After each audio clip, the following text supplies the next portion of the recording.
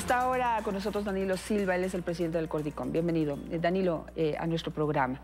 Bueno, estamos ya en la recta final de conocer cuál es la propuesta que hace la Asamblea Nacional para poder hacer una reforma a la Ley de Comunicación. Ha escuchado absolutamente a todo el mundo. En conversación con usted, pues entiendo que ya se han recibido a todas las personas que quieren aportar con algo y se está preparando ya un informe. Sin embargo, quisiera conversar con usted sobre los principales aspectos que han salido a la luz pública, que se han debatido públicamente y que el Gobierno Nacional y la Cordicom esperarían que queden plasmados en ese nuevo proyecto. Quisiera darle a usted la palabra para que pueda empezar. Muchas gracias, buenos días. Bueno, desde que se presentó el proyecto de reforma por parte del Ejecutivo, han sido reacciones muy positivas, tanto a nivel nacional e internacional. Recuerde usted que vino una delegación nutrida de la Sociedad Interamericana de Prensa, vino el representante para las Américas de Human Rights Watch, también el Observatorio de Comunicación de Uruguay también se hizo presente con unos comentarios, observaciones al proyecto de ley. Se invitó al relator de la libertad de expresión, no solo para que venga al país, creo que el próximo mes ha confirmado que estará acá, sino también el presidente de la Comisión Legislativa en donde se está tramitando el proyecto de ley, y lo invitaron al relator, que justamente estuvo hace unos pocos días acá. El relator igualmente, recién el 25 de julio, presentó por escrito diversos comentarios, diversas observaciones para enriquecer el debate. Entonces, aparte de este clima favorable que saludan y reconocen tanto a nivel nacional como internacional, el comité, me olvidaba, el Comité para la Protección de los Periodistas. Mire el comité, ¿qué es lo que dice? El comité dice que Ecuador en los últimos años era observado precisamente por incumplimientos y también porque estaba perturbando el ejercicio de la libertad de expresión y la libertad de prensa. Y más bien ahora sostiene que el Ecuador puede convertirse en un modelo en América con el fin de, precisamente para defender el trabajo y ejercicio periodístico, que a la postre beneficia al ejercicio democrático para que todos tengamos la mejor información que precisamos. Ahora bien, a nivel nacional, la Comisión, el otro día escuchaba una nota de prensa que ha recibido en Comisión General entre 80, más bien ha realizado comisiones generales de entre 80 y 90, un número importante, en donde han sido recibidos diversas personas, tanto periodistas, activistas, defensores de derechos humanos y representantes de medios de comunicación, en fin, eso permite tener diversos criterios que enriquecen este proceso democrático que se encuentra en debate en la Asamblea. Así es. En concreto, y empecemos por el tema más polémico, el hecho de cómo se está proponiendo eliminar la Supercom, pero en el debate está si realmente el problema era la Supercom o quien aplicaba, digamos, las normas desde la Supercom, en donde actuaba como juez y parte. Y ahora hay la preocupación de que algunas de esas funciones de la Supercom se eliminen, pero muchas otras se pasen a la Defensoría del Pueblo o al mismo Cordicom. Y estaríamos creando nuevamente esta superinstitución que controla la comunicación y la libertad de expresión. ¿Cómo aspiraría el gobierno que quede esto? Bueno, precisamente acogiendo una serie de observaciones que desde el año 2013 han sido presentadas a nivel nacional e internacional. Se presentaron algunas demandas de inconstitucionalidad del 2013, también diferentes informes de relatorías a nivel internacional, Naciones Unidas y como también a nivel del sistema interamericano, cuestionaban este sistema creado en la Ley Orgánica de Comunicación. También a nivel nacional, defensores de derechos humanos habían cuestionado esta estructura que fundamentalmente se materializaba con un ejercicio abusivo y desproporcionado de la Superintendencia de Información y Comunicación. Ayer precisamente escuchaba la intervención del superintendente de comunicación que ha sido designado por el Consejo de Participación Transitorio y mencionaba y daba datos de alguna actividad que también coincide con lo que en su momento en el juicio político también se manifestó en la Asamblea Nacional. Entonces, la reforma lo que procura, lo que pretende, es eliminar este sistema de control y de vigilancia y sancionatorio que se materializaba y que se expresaba en la Superintendencia de Información y Comunicación.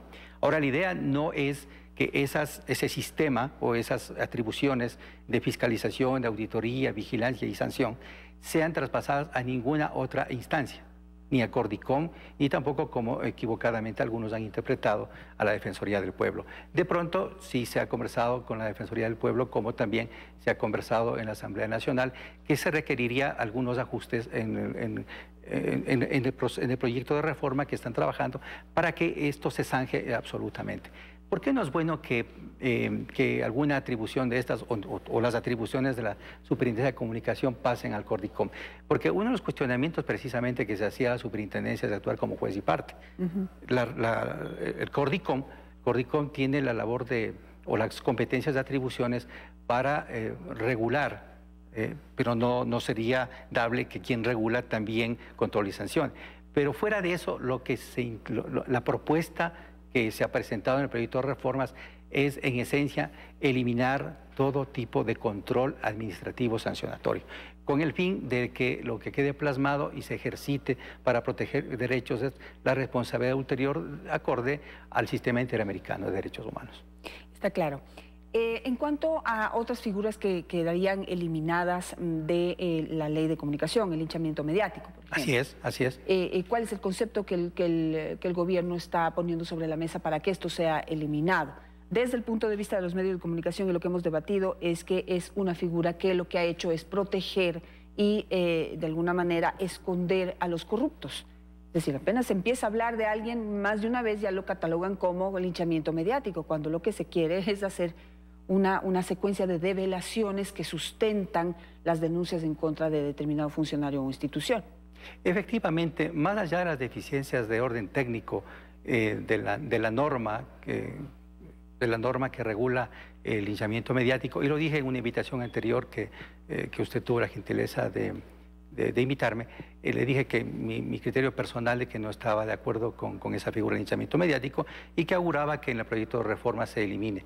En efecto, en el proyecto de reforma se elimina esa figura, ha sido acogida de lo que el presidente de la Comisión de Derechos Colectivos ha manifestado, que los asambleístas, la mayoría de asambleístas que conforman esta comisión también tienen la idea de que esta figura tiene que ser eliminada.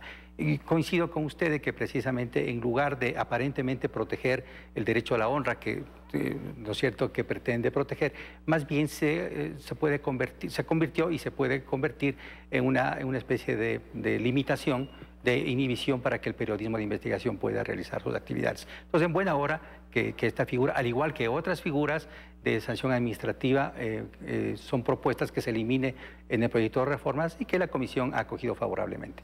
Algo que hay que corregir dentro de la ley de comunicación son todas las subjetividades que había en base a las cuales se sancionó a las personas que finalmente criticaban al gobierno y no a aquellas que estaban, digamos, promoviendo las teorías del gobierno, es decir, eliminar las subjetividades. Pero también hay que eliminar, o habría que eliminar de la ley algunos aspectos técnicos que no deberían estar allí. Y ahí entra el tema de la división 33, 33, 33 del espectro radioeléctrico. Eso no le toca más bien a la ley de telecomunicaciones, es decir, meter eso en la parte de telecomunicaciones, en lo técnico, y separarlo de lo que es defensa o promoción de derechos. Sí, previamente. Uno de los aspectos centrales del proyecto de reformas es incorporar para la interpretación y aplicación de la ley, y eso quiere decir no solo en este caso el Cordicom, sino también las otras autoridades del Estado ecuatoriano, incluidos los jueces, deberán observar celosamente todos los tratados e instrumentos internacionales. Eso es muy importante porque hay un desarrollo normativo, un desarrollo doctrinario y un desarrollo jurisprudencial de más de 30 años que marcan las pautas de cómo tiene que entenderse el ejercicio de la libertad de expresión y las restricciones a la libertad de expresión. Entonces, eso es muy importante, que no quisiera pasar por alto. En cuanto a su pregunta, en efecto es un asunto eminentemente de orden técnico. Eminentemente de orden técnico, pero sí tiene que ver de alguna manera con la comunicación. El tratar de procurar incorporar otros medios, el caso de medios comunitarios fundamentalmente, es con el propósito de cumplir también un estándar internacional que procura que se incorporen nuevas voces que no tenían históricamente oportunidades de tener un medio de comunicación, y por intermedio de ese medio de comunicación cierta parte de la ciudadanía dé a conocer sus pensamientos, sus criterios, y también cierto sector de la población también tenga la oportunidad de escuchar. Entonces, detrás de eso está la posibilidad de que se incorporen nuevos medios. Evidentemente, el análisis de orden técnico, es lo que usted dice, esta división tripartita, debe ser una respuesta de parte de la Autoridad de Telecomunicaciones, que conforme a la ley es la autoridad que administra el espectro radioeléctrico. De todas maneras, en esta última comunicación del relator para la libertad de expresión, él matiza y considera de que en efecto debería, porque en Uruguay tienen una norma parecida, de reservar 1/3 para medios comunitarios y más bien matizar, ¿no es cierto?, disminuir el espacio, ¿no es cierto?, que estaría reservado para medios públicos.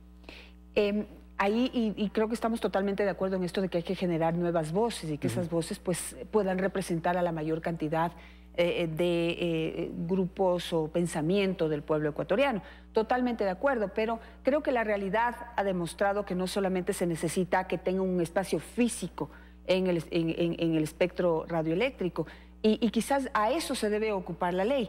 Digamos, las telecomunicaciones a brindarles el espacio físico, pero la ley de comunicación tal vez debe promover que se les pueda, por ejemplo, darles capacitación a las personas que decidan tener un espacio en los medios comunitarios y que reciban recursos, porque la situación de quienes han podido acceder a un espacio en los medios comunitarios no es la adecuada. Es decir, el fin, que es promover lo que piensan estos grupos, estos distintos grupos del pueblo ecuatoriano, no se ha dado como se debe, porque no tienen los recursos para poder promover ese pensamiento como se quisiera o como el derecho lo exige. Totalmente de acuerdo, y usted le ha dicho, debería hacerse como correspondería, es decir, no solo como está la propuesta en este momento de la reforma, de entregar directamente frecuencias a los pueblos y comunidades, sino también a dar asistencia técnica, apoyar entregando equipos, luego también dar asistencia a efecto de desarrollar la comunicación. Eso por supuesto es un reto. Pero mire usted que dinero no ha faltado. Creo que son 10 millones o 12 millones de dólares que el gobierno anterior entregó a algunos medios comunitarios y no se consiguió los propósitos que animaron a entregar esa ingente cantidad de dinero. Bueno, quizá porque los quisieron usar para que se unan al aparato propagandístico en favor del gobierno y eso tampoco, creo que no todos estuvieron dispuestos y no funcionó. Y la verdad que 12 millones de dólares tal vez no es suficiente para poder promover un medio de comunicación que pueda competir con otros o que pueda llevar a cabo proyectos que puedan comunicar y transformar a la comunidad, ¿no? Sí, yo solo citaba como ejemplo. De pronto es menos la cantidad, es esa o mucho más, pero coincido con usted que tiene que ser una visión estructural que incluya la parte técnica como también esta parte cualitativa, ¿no?, que es tan sensible, que es la comunicación. Y ese es el gran reto, no solo normativo, sino el gran reto de política pública y hacia dónde deberemos propender para conseguir mejor comunicación, que aporte lo que necesitamos, porque como dije una vez anterior, eso genera mejor opinión pública que fortalece una democracia. Ese es el objetivo que todos tenemos. Muchísimas gracias, Danilo, por estar esta mañana aquí. Pues el debate continúa, vamos a ver cómo queda el proyecto en la Asamblea Nacional y será un nuevo motivo para poder conversar con los distintos actores y también con todos aquellos que tengan algo que opinar y que aportar a los cambios que debe tener la ley de comunicación. Vamos a hacer una nueva pausa, enseguida regresamos.